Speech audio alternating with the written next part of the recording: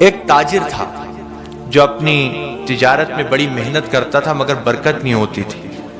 تو ایک دن اسے پتا چلا کہ ایک بزرگ ہیں جو ہر وقت اللہ اللہ کرتے رہتے ہیں, آنکھیں بند رہتی ہیں, سر جھکا رہتا ہے. تم ان کے پاس جاؤ, ان سے دعا کے لیے کہو مجھے اللہ کی رحمت سے امید ہے تمہارے لیے وہ دعا کریں گے تو تمہاری تجارت میں برکت ہو جائے گی. وہ گیا اور جا کر دیکھا تو وہ بزرگ سر جھکا ہوا ہے, آنکھیں بند ہیں, اللہ اللہ اللہ ذکر میں مصروف ہیں. کہنے لگا حضور میں اپنی تجارت میں بڑی محنت کرتا ہوں, ایڑی چوٹی کا زور لگا دیا ہے مگر برکت نہیں ہو رہی. تو وہ بزرگ انہوں نے سر اوپر اٹھایا, آنکھیں کھولیں اور ایک جملہ فرمایا پورا تولا کرو.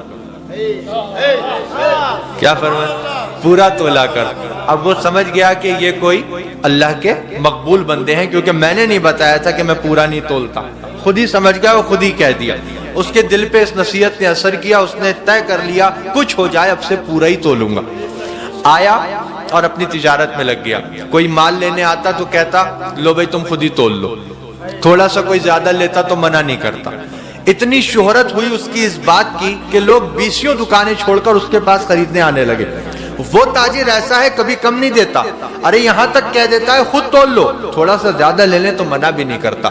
20 دکانیں چھوڑ کر لوگ اس کے پاس سامان لینے آنے لگے. اتنی برکت ہوئی کہ تولنے والے جو بٹ ہوتے ہیں وہ بھی اس نے سونے کے بنوا لیے.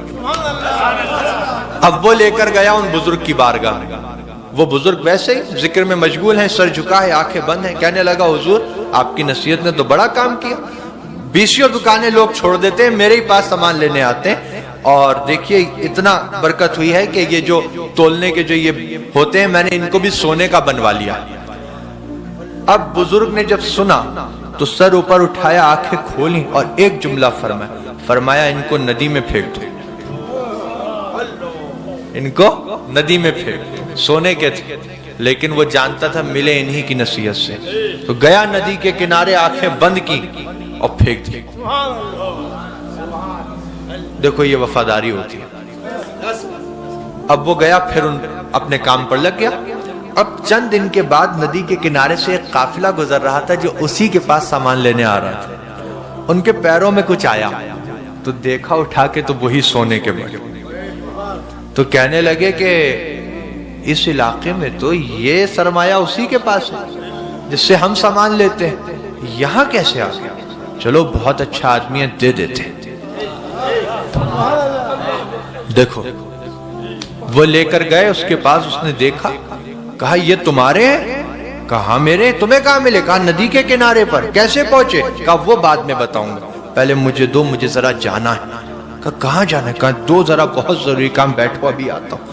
گیا لے کر بزرگ کی بارگاہ. کہا حضور کوئی سی قسم لے لیجئے, کیسی ہی بات کہلوا لیجئے, میں سچ کہہ رہا ہوں. آپ نے حکم دیا تھا ندی کنارے پھینک دو, پھینکنے کا دل تو نہیں تھا, آنکھیں بند کی, دل پہ پتھر رکھ کے پھینک آیا تھا, مگر ندی کے کنارے سے ایک قافلہ گزر رہا تھا جو مجھ سے ہی سامان لینے آ رہا تھا, ان کے پیروں میں آ گئے ہیں, وہ لے کر آئے.